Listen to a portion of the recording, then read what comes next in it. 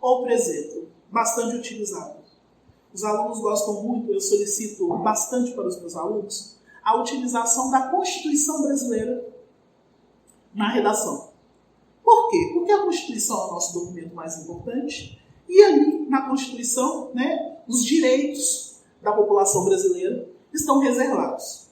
Se eu tenho um problema e esse problema afeta diretamente a população ou uma parcela dela, provavelmente algum direito está sendo retirado dessa população. Então, por exemplo, se eu tenho, o tema é analfabetismo. Nós sabemos que, infelizmente, no contemporâneo, o número de pessoas que não sabem ler e escrever é um número extremamente expressivo. A Constituição, em um dos seus artigos, menciona o seguinte, que a educação é direito de todos. Ela deve estar acessível a toda a população brasileira. Se eu tenho uma parcela da população que ainda não sabe ler e escrever, é porque esse direito ele não está contemplado ainda no contemporâneo. Então, qual que é a relação que eu crio? Eu venho falando sobre a Constituição, que a Constituição Brasileira de 88 reserva o direito, o acesso à educação. Entretanto, eu tenho um problema. Qual é esse problema? O tema da redação. Neste caso, qual é o problema? O número expressivo de pessoas que ainda não sabem ler e nem escrever. Então, quando você pensa no repertório, você tem uma área de conhecimento extremamente vasta. Pode ser uma música, pode ser um filme, pode ser uma série de TV, pode ser história, geografia, sociologia, filosofia, atualidades. Tudo é válido no processo de defesa da sua tese, no processo de defesa do seu posicionamento crítico. Porém, o aluno tem que ficar bastante atento. Ele precisa conectar, ele precisa contextualizar. Qual o ponto daquela área do conhecimento que vai estar relacionada com a minha tese, para que eu possa fazer ali no meu parágrafo, uma relação às vezes de oposição. Olha, eu tenho a lei, mas a lei não funciona na prática. Por que a lei não funciona na prática? Porque o número de pessoas que não sabem ler e nem escrever no contemporâneo ainda são expressivos. Os números ainda são expressivos. Então isso funciona muito, muito, muito ali no seu curso. Lembrando o seguinte, nós vamos especificar isso nas nossas próximas aulas, mas é fundamental pensar o seguinte: a sua redação ela precisa estar conectada. Então, na introdução, de forma obrigatória, você apresentou o tema e você apresentou as suas duas teses. Relembrando, teses são posicionamentos críticos que você tem em relação ao tema solicitado. Ok? Relembrando então, maus tratos contra animais. Henrique, eu acho que existe uma omissão do Estado. Ok. Henrique, eu acho que as leis são extremamente frágeis, por isso que os maus tratos contra animais ainda continuam. Henrique, eu acho que existe uma falta de entendimento da população em relação à importância dos animais. Então, se ela não reconhece essa importância, abre margem, muitas vezes, para os maus tratos. Perfeito. É o seu posicionamento crítico acerca do tema solicitado. Chegou no desenvolvimento, desenvolvimento número 1, você vai desenvolver a sua tese número 1. Desenvolvimento número 2, você vai desenvolver a sua tese número 2. Ao desenvolver, eu preciso o quê? Defender. Ao defender o meu posicionamento crítico, eu preciso fundamentar esse posicionamento crítico. E para que esse posicionamento crítico esteja fundamentado, eu preciso buscar o quê? Nas diversas áreas do conhecimento, a informação para justificar o meu posicionamento crítico. Porque senão vira apenas uma opinião por uma opinião. Então, se você está falando que existe uma omissão estatal em relação à questão dos maus tratos contra animais, você vai ter que explicar com informação relacionando áreas do conhecimento para que eu, como leitor, possa acreditar que realmente o ponto defendido por você é um ponto extremamente válido. Então, fica a cargo do aluno fazer essa relação e conectar esses elementos.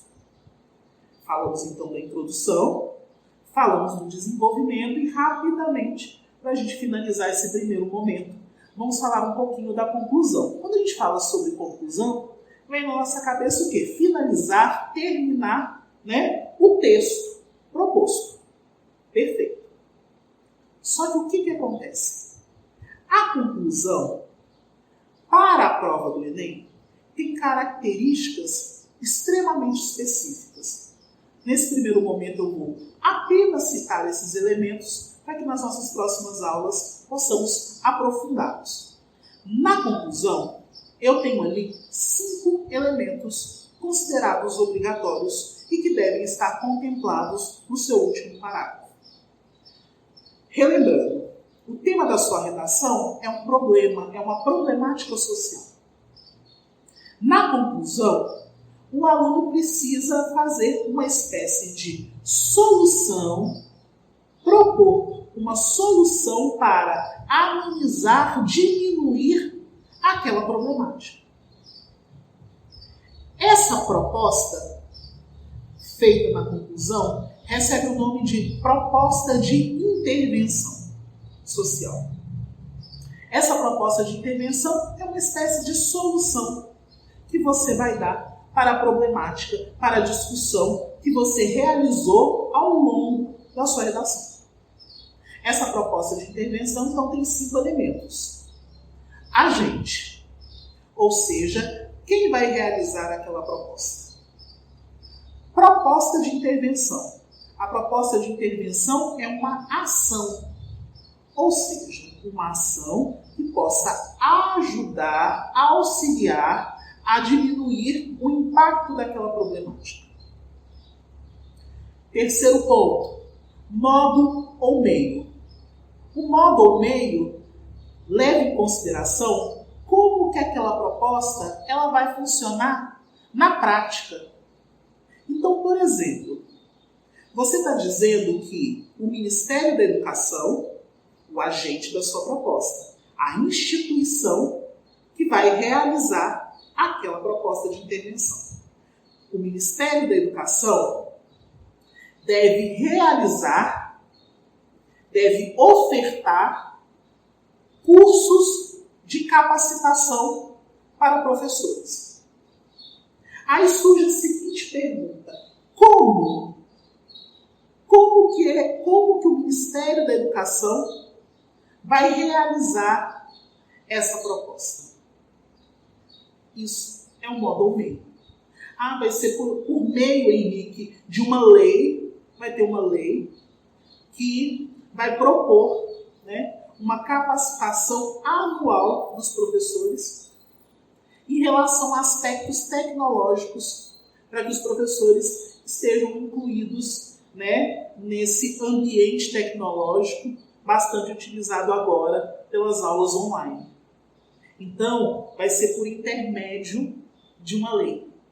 Então, o modo ou meio é como a sua proposta ela vai funcionar na prática. Agente, proposta, modo ou meio, e eu vou ter em seguida a finalidade.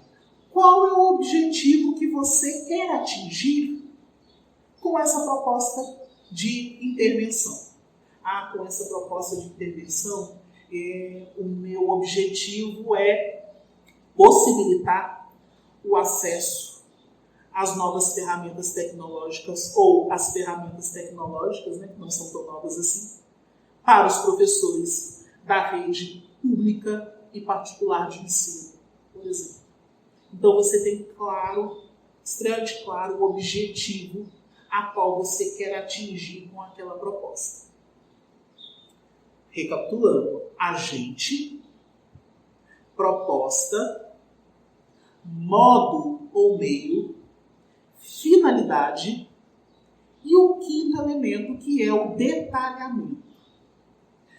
Você tem, antes do detalhamento, você tem o quê? Você tem 4 elementos, não é verdade? Você pode escolher um desses elementos para que ele seja detalhado ali na sua proposta. Um exemplo. Você começou da seguinte forma a sua conclusão. Portanto, vírgula, cabe ao Ministério da Educação, vírgula, órgão responsável por gerir as questões educacionais no Brasil, vírgula. Ou seja, antes de chegar à ação, depois do agente, você detalhou o agente, você fez o processo de detalhamento. Você escolheu esse elemento para detalhar dentro da sua conclusão. Tá? Então, isso é um elemento muito importante. Às vezes, o aluno acaba esquecendo do detalhamento. Porque a sequência dos elementos obrigatórios, ela leva o aluno a pensar da seguinte forma. Alguém pensa em uma proposta que deve funcionar na prática e que tem um objetivo extremamente claro. Ao pensar dessa forma, ele acaba esquecendo do quinto elemento, que é o detalhamento. A minha dica é uma dica muito, muito boa e que funciona bastante, que é o seguinte. Quando o seu rascunho está pronto, né, você já fez todo o processo de correção, chegou ali na conclusão, você começa a marcar os elementos obrigatórios, para que você perceba se esses elementos estão compreendidos ali no seu último parágrafo. Isso é extremamente importante porque a gente precisa lembrar sempre. No dia da prova, estamos nervosos, né? A prova sempre causa uma comoção muito grande no aluno. Né? E quando chega, principalmente na prova de redação, né, com um tempo pré-determinado para a sua realização, muitas vezes a gente acaba esquecendo daquilo que é obrigatório, daquilo que é o básico. Então é extremamente importante, no processo de correção do seu rascunho, especificamente ali na conclusão, você dá uma olhadinha, conta, marca se todos os elementos obrigatórios estão compreendidos ali. Por quê? É uma certeza que você fez o seu melhor trabalho e o principal, que você não esqueceu dos elementos obrigatórios. Então, na aula de hoje, a gente fez o quê? A gente conversou um pouquinho, discutiu um pouquinho, de uma forma bastante abrangente, sobre a prova como um todo, tá? Recapitulando. Então, eu tenho um tema que é uma problemática social. O meu texto é o texto dissertativo argumentativo. O texto dissertativo argumentativo compreende 2 tipologias textuais, a tipologia expositiva e a tipologia argumentativa. O meu texto vai estar dividido em 3 partes: introdução, desenvolvimento, conclusão. Na introdução, eu apresento de forma obrigatória o meu tema e apresento ali, de preferência, 2 teses. Por tese, entendemos que tese é o seu posicionamento crítico acerca daquela problemática. Desenvolvimento. Vou fazer a defesa da tese à luz das diversas áreas do conhecimento e utilizando uma estratégia argumentativa. Cheguei na conclusão, a conclusão 5 elementos obrigatórios: agente, proposta, modo ou meio, finalidade e o detalhamento. Compreendendo todos esses elementos, você tem ali uma boa estrutura para a sua redação do Enem. Na nossa próxima aula, a gente vai especificar um pouco mais esses assuntos. E eu aguardo, conto com a sua presença e a sua colaboração. Até uma próxima!